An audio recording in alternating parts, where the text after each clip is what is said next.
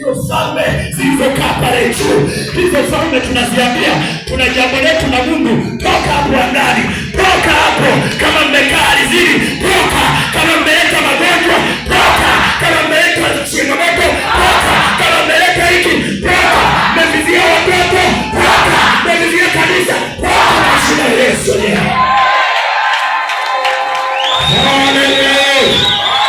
Nataka kuona mtu mmoja na relax katika jina la Yesu.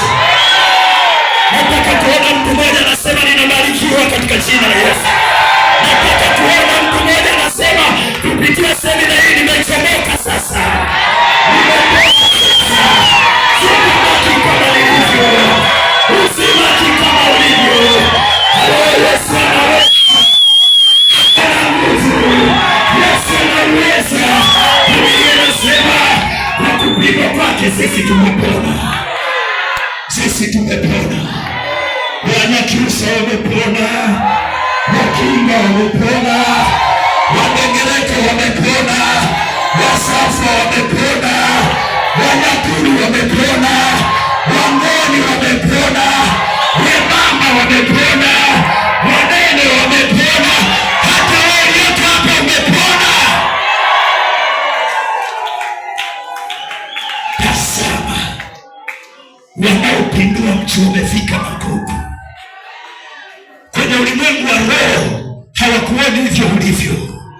Ukiwa na nguvu ya Mungu kwenye ulimwengu wa roho hawakufahamu kama unavyoitwa leo Mama Neema.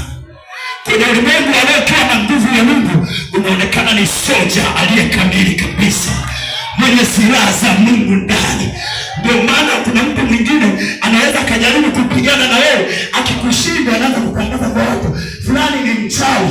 Sio kwamba wewe ni mchawi, kuna kitu amekutana nacho kwenye ulimwengu wa roho, ndio maana anakuvalisha wewe, anakusingizia wewe. Hata akuite mchawi, pigwa. Hata akuite mganga, pigwa kwa jina la Yesu. Na waliopanga ufe wafariki wao wenyewe. Shimo waliochimba watafukiwa wao wenyewe. Neno la Bwana litatimia. Neno la Bwana litatimia. Daudi anasema shimo waliochimba wadumbukizwe wao wenyewe. Waliopanga kumaliza wamalizwe wao wenyewe. Waliopanga kuua wafe wao wenyewe. Waliopanga kupata mabaya na waumie wao wenyewe.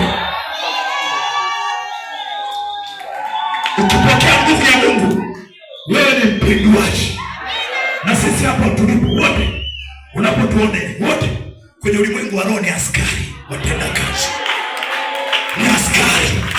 Ni askari. Bwana ametufundisha vita vya kila namna. Vita kwenye ulimwengu wa roho vinavyoinuka vinakutana na askari mmoja ambaye anatoka kabila la Waebrania, yuko vizuri kabisa. Anayetoka kisiwa cha ukombozi yuko vizuri kabisa. Kwa sababu gani? Tayari ameshajifunza. Anapindua. Wanataka kuleta mauti, anapindua, anafuta ile mauti, analeta uzima. Na kinywa cha mtu aliyeokoka mara nyingi kinatabiri mema. Kinatabiri mema. Kinatabiri mema.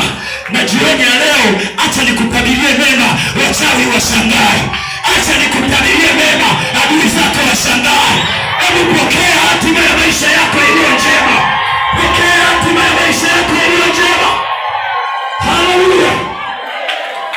Haleluya watu wa Mungu. Wale wanaopindua wamefika huko nako. Unajua kina Petro na Yohana walikuwa ni watu kama sisi, waliojinyenyekesha mbele za Mungu, wanafanya kazi pamoja na Mungu, wanatembea na Roho Mtakatifu. Na ndio maana nataka nikwambie, kama kuna zawadi ambayo walipata yenye thamani kubwa, ni huyo Roho Mtakatifu. Baada ya zile siku 50 wakampokea, alafu walipompokea hawakukaa naye. Sasa unajua iko hivi, wakasema sasa tumempokea, sasa wale waliokuwa wanatuonea watakiona cha moto. Unajua kuna tofauti ya mtu asiye na nguvu na mtu aliye na nguvu. Amen. Mtu ambaye hana nguvu anaonewa tu. Anaonewa tu. Wanafanya hiki, wanafanikiwa. Wanafanya. Sasa wanafunzi walikaa kwa maelekezo. Wamekaa pale. Wakasema zitakapotimia siku 50 mtapokea ile ahadi ya nguvu. Maana zile nguvu sasa mtaweza kupindua kila kitu.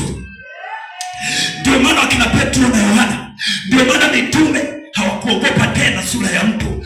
Walipopokea ile nguvu, automatika ikaja roho ya ujasiri ya kutokumwogopa mtu.